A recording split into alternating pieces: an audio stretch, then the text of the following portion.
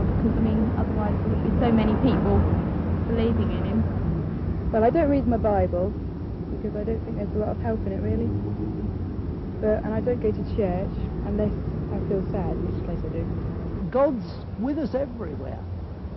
When I look at the sky, look at that sky going on to infinity. Something far beyond me or any human being. Yes. A lot of gas, I think, is up there at the moment. Apart from the gas, I think there are... It says in the Bible that he knows all the stars by name. That speaks to me of God's great power and his great glory. And when I look at the small, intricate things of nature, it speaks to me of how God has taken care of even the smallest manifestations of creation.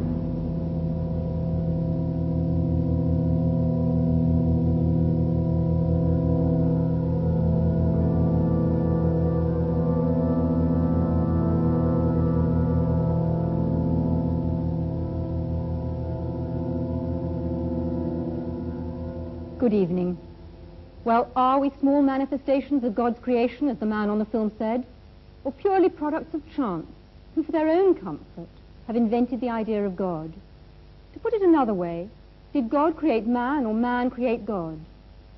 It's a choice everybody's got to make. This book, The Probability of God, that's just been published, makes the incredibly important assertion that modern science is beginning to reveal the existence of a creator God.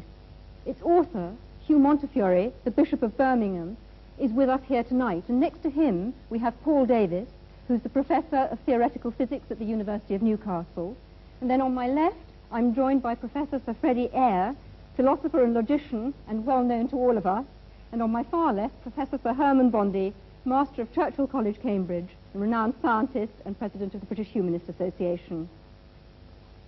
We have with us as well a very distinguished audience, and we shall doubtless be hearing from them later on in the programme.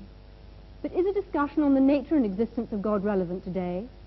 We've already heard some of your comments, which we recorded when we took a stroll outside St. Paul's Cathedral.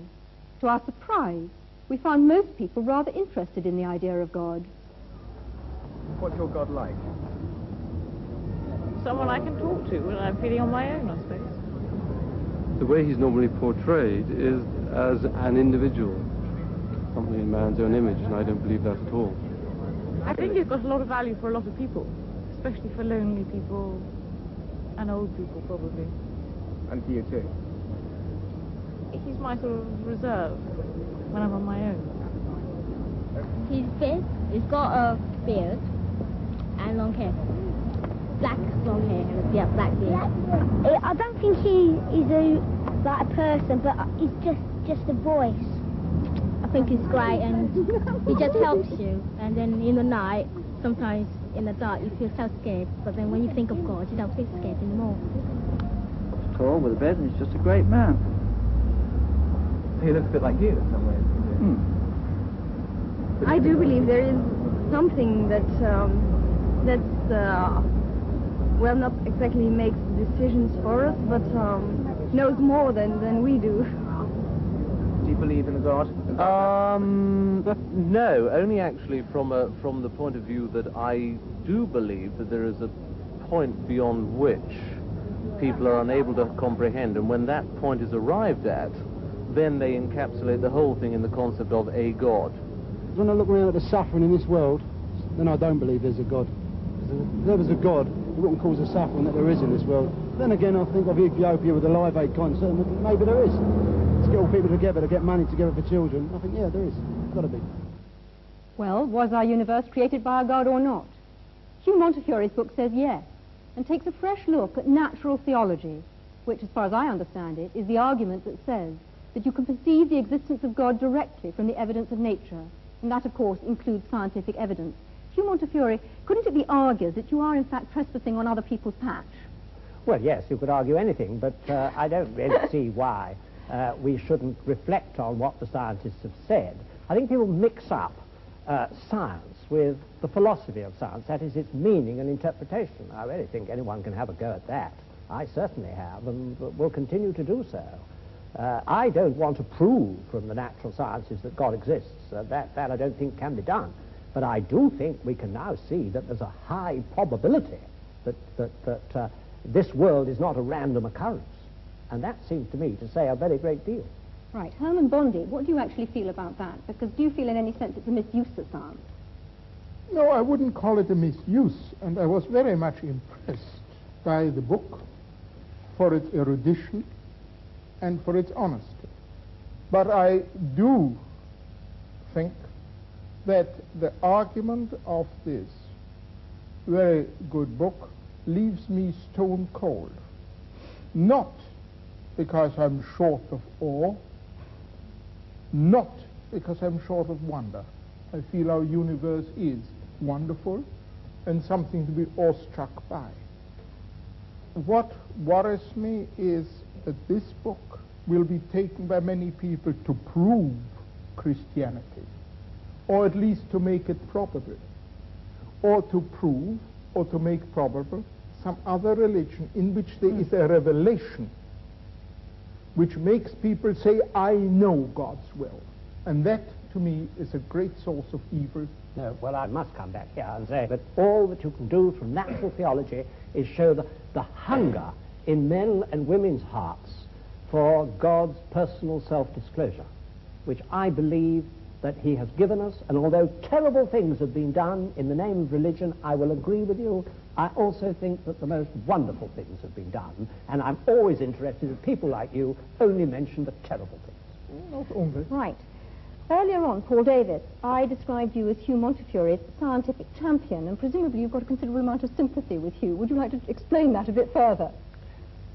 Yes, perhaps I could summarize my own position before I begin. Absolutely. As being perhaps best described as an awestruck agnostic, which is to say that through my scientific investigations, I have become more and more impressed with the incredibly stupendously intricate nature of the cosmos as we come to understand the universe in greater and greater detail.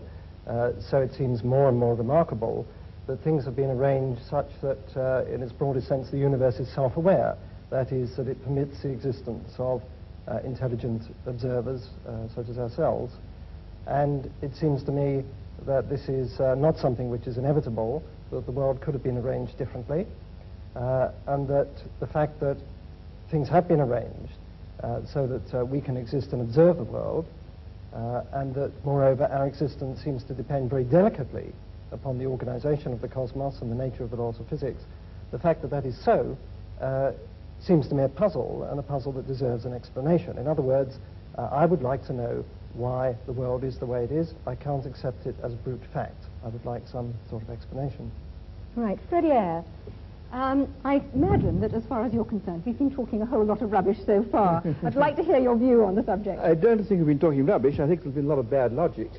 But that's not quite the same thing. What the last argument comes to is saying the world is arranged as it is, therefore somebody arranged it. Now, this is a very poor argument because it could apply to however the world was arranged. I mean, all that you have said, and all that I'm afraid the Bishop has said in the book, which I also admired very much. I thought it was a very honest book and a very erudite book, I'm pleased to say so. Nevertheless, all he was saying was, there are these causes, there are these effects, and had the causes been different, the effects would have been different. Nobody's going to dispute this. What is totally lacking is any justification for the assumption that the world as it is was designed, and had the world been different, it would not have been designed. And in fact, saying it's all designed by God is not an explanation of anything at all. You're just saying, here I give up, but because, and in fact, because they just admitted this, so science goes no further, therefore we're going to bring old Noble Daddy to make us all feel cheerful. That won't do. The reason why I'm interested in the natural sciences here is that so often you hear people saying the natural sciences have disproved God, or there's no reasonable basis for believing in God. I'm afraid Freddie Eyre's backing a loser here. I mean, it could just be a brute fact that human beings have evolved with their amazing capacities for relationship and for their experience of God is phony. It could just be true. It could be true that our intimations of morality have no ultimate sanction, that our experience of what is true and good and beautiful isn't a window into reality. But the simplest explanation of the lot, the simplest explanation in logic, is that there is a creator. Right. There are many other ways of looking for God other than science, and some might actually say better ways. And most of the world's religions believe that God takes steps to reveal himself and reveal the world to us. And I'd like very much to hear from Mahur Krishnamurti, who is a Hindu who is actually sitting in the audience here tonight. The Hinduism says very clearly, as far as the creation is concerned, it's not just God created the world and just left to itself. God himself became the beings, and the Hinduism strongly believes in God who creates, protects, and ultimately he dissolves. This is the belief of God, and the Hindus worship him with form and without form. The nature is the other face of God, and the Hindu strongly tries to describe the indescribable by worshipping him by various images. Can I go to Ahmed Deedat to talk about the role of revelation? You see, the Muslim believes that God Almighty, he reveals his messages in word form. And in that word form, this book, the Holy Quran, was revealed through the Holy Prophet Muhammad during the 23 years of his prophetic life. And it deals with these problems more directly instead of guessing. And God Almighty, he reasons with his creation by asking him questions. He said, now, how can you not believe in God? How can you not believe in him? Seeing that you were non-existent and he brought you into being. And he will cause you to die and he will bring you back to life again. And to him will be your return. So how can you not? In other words, the way you have been computerized, the way the Creator made you, you would naturally deflect towards God as a magnetic needle does towards north. Can I just ask you whether your God is the same God as Hugh Montefiore, the bishop's? It is the same God, except that in our concepts we differ.